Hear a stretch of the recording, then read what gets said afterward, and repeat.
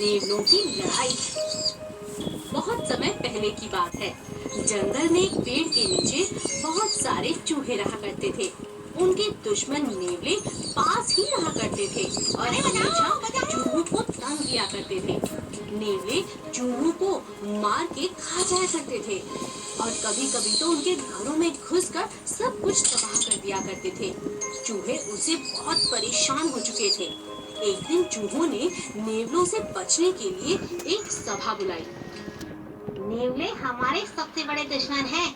हमारी जिंदगी उनकी वजह से खतरे में पड़ी रहती है। आज ये सभा उनसे बचने के लिए ही बुलाई गई है। कोई उपाय निकालो, कुछ करो दोस्तों। तभी एक चूहा कहता है, मेरे पास एक सुझाव है। क्यों ना हम एक सेना बनाएं? वह सेना केवल नेवलों से लड़ाई करने के लिए होगी और उनका एक सेनापति भी होगा। सभी को यह सुझाव बहुत अच्छा लगा। जल्द ही एक बहुत बड़ी सेना बनाई गई।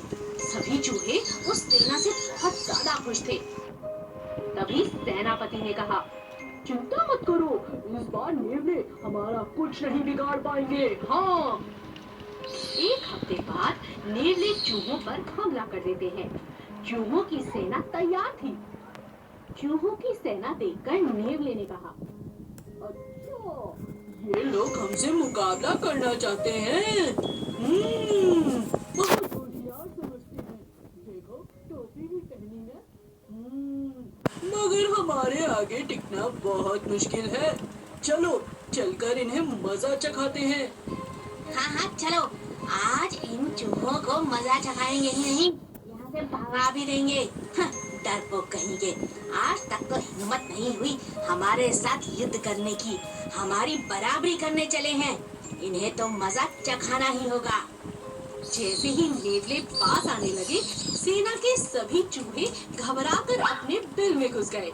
कोई भी चूहा नेवलों से लड़ नहीं पाया। नेवले भी यह देखकर बहुत जोर से हंसने लगे। ये चूहे कितने डरपोक हैं। यदि सेना बनाई है तो हमसे मुकाबला करो। डरते क्यों हो? इतनी टोपी, तलवारें, मगर लड़ने के लिए जोश नहीं। यह बात सुनकर चूहों को शर्मिंदगी हुई। केवल सेना ही नहीं, बल्कि सारे चूहे गुस्से से लाल हो गए और अपने बिलों से बाहर निकले और नेवलों पर हमला करने लगे। उन्हें इस तरह जोश में अपने पास आते हुए देखकर नेवले पेड़ पर चढ़ गए। जल्दी ही सभी नेवले वहां से भाग गए और फिर कभी चूहों को तंग नहीं किया और ना ही कभी लौट कर वापस आए। चूहों ने अपनी जीत पा ली थी और अब वो खुशी खुशी रहने लगे थे। ब्राह्मण और बंदर। एक बार की बात है, एक ब्राह्मण नदी में स्नान कर रहा था। स्नान करते हुए उन्होंने देखा कि एक बंदर का बच्चा नदी किनारे कू-कू कर रो रहा है। ब्राह्मण जब स्नान करने के बाद नदी से बाहर आए तो वो बंदर के पास गए। बच्चा डर गया था। आओ आओ, मेरे पास आओ, डरो नहीं, आओ मेरे पास। बंदर होकर ब्राह्मण की गोद में चढ़ गया और ब्राह्मण उसे अपने साथ अपने घर ले गए। ब्राह्मण ने बंदर का नाम टीटू रखा। वो उसके साथ खेलते, उसे बहुत प्यार करते थे। उसके खाने पीने का हमेशा ख्याल रखते थे। बंदर जैसे जैसे धीरे धीरे बड़ा होता गया, बंदर शरारती होता गया। ब्राह्मण जब भिक्षा मांगने जाता और जब भी घर लौटता तो उसके लिए फल लेकर आता। एक दिन वो भिक्षा मांगने गए। बाबा जी, हमने सुना है कि आपने बंदर पाल रखा है। बंदर नहीं, वो तो मेरा पीकू है। वो तो मेरे बेटे जैसा है। रोज उसके लिए फल ले जाता हूँ और उसे आम और केले तो बहुत पसंद है। तो लो बाबा जी, आज मेरी तरफ से उसके लिए आम ले जाओ। शुक्रिया भाई, खुश रहो। थोड़े आगे चलकर बाबा को टमाटर वाला मिल जाता है।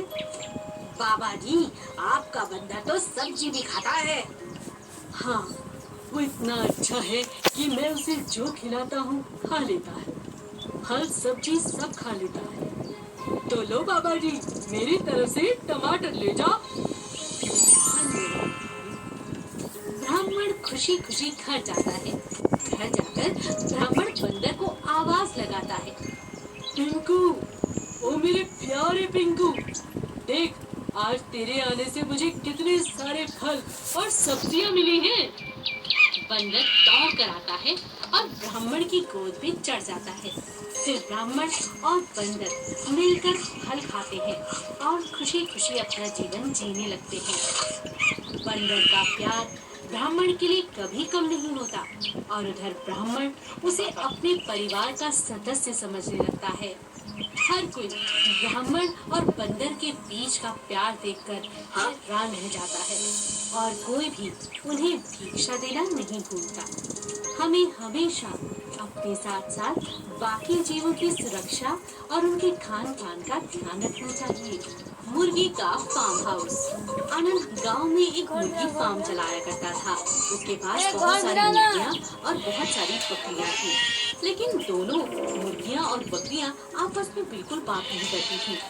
दोनों हमेशा अलग थलग रहती थी।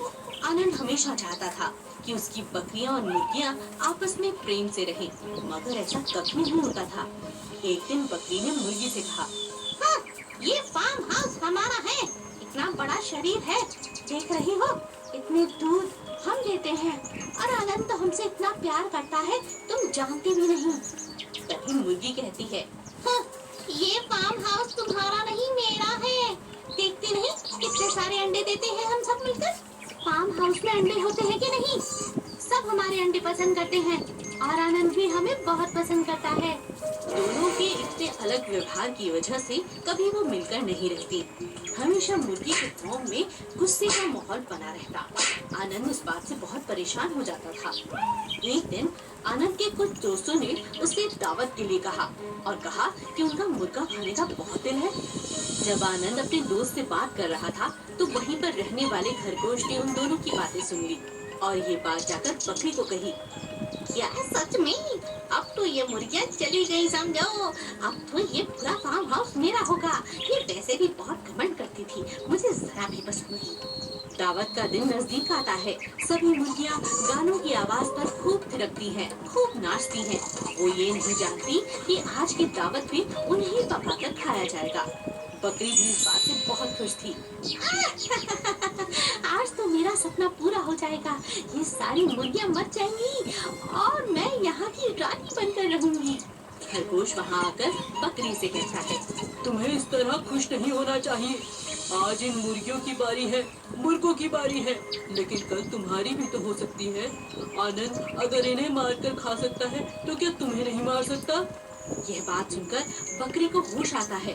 अरे सच में, अपने घमंड और बदला लेने की भावना के कारण ये बात तो मैं भूल ही गई। ये मैं क्या करने जा रही हूँ?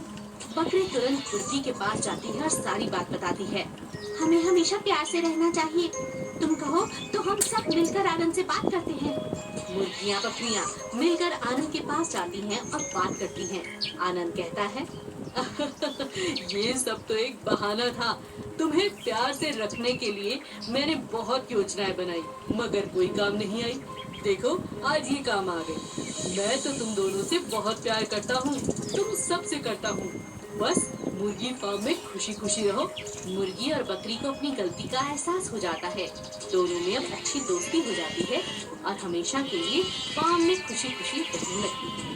तोता और मछली। एक जंगल में एक बहुत बड़ी नदी थी।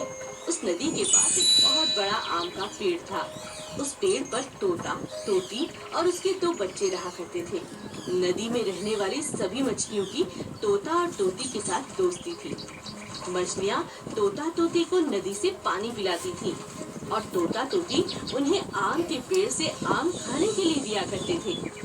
एक दिन एक लाल मछली ने तोते से कहा, तुम कितने अच्छे हो, तुम हमें रोज पेड़ से आम खाने के लिए देते हो। तुम भी तो कितनी अच्छी हो, तुम हमें नदी का साफ सुथरा पानी पिलाती हो। अब हम सब एक परिवार हो चुके हैं। लेकिन लाल मछली तोती को बिल्कुल पसंद नहीं करती थी। उसे सिर्फ तोते से बात करना अच्छा लगता था। उधर से तोती उड़ती हुई आती है और कहती है, हाँ बहन, हम सब एक परिवार ही तो है और तुम खुद ही इतनी अच्छी हो। लाल मछली तोती को कुछ जवाब नहीं देती और मुंह बनाकर चली जाती है। एक दिन जंगल की नदी पर कुछ मछुआरे मछलियां पकड़ने आते हैं। हाँ, ये जगह ठीक लगती है। यहाँ आम का पेड़ भी है और यहाँ मछलियाँ भी ज्यादा दिख रही हैं। जाल बिछाकर पहले आम खाता हूँ और फिर आराम से पेड़ के नीचे बैठकर आराम करूँगा। जाल में मछलियाँ भी फंस जाएंगी। पेड़ पर तोती थी, वो ये बातें सुन लेती है। अरे ये क्या, इस मछुआरे ने तो नदी पर जाल डाल दिया है। अब तो इन सारी मछलियों की जान खतरे में है। मुझे तो कुछ करना होगा। तोती लगातार मछलियों को आवाज लगाती है। लाल मछलियों, ओ लाल मछली, कहाँ हो तुम सब? सारी मछलियाँ तोती के पास जाने लगती हैं और लाल मछली अपने घमंड में ही रहती है। हाँ, इस तोते की क्यों सुनूं? ये तो मुझे पसंद ही नहीं। इसकी आवाज भी मुझे पसंद नहीं। तभी तोती परेशान होकर तोते के पास जाती है और सारी बात बताती है। चलो चलो, हमें उसकी मदद करनी चाहिए। मैंने तो बहुत आवाज लगाई, लेकिन लाल मछली नहीं सुनती। कोई बात नहीं, मैं आवाज लगाता हूँ।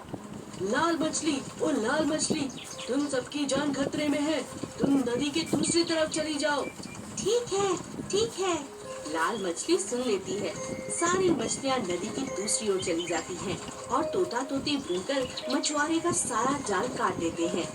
जब मछुआरा आता है और देखता है कि उसका सारा जाल कट चुका है, तो वो चुपचाप अपने घर चला जाता है।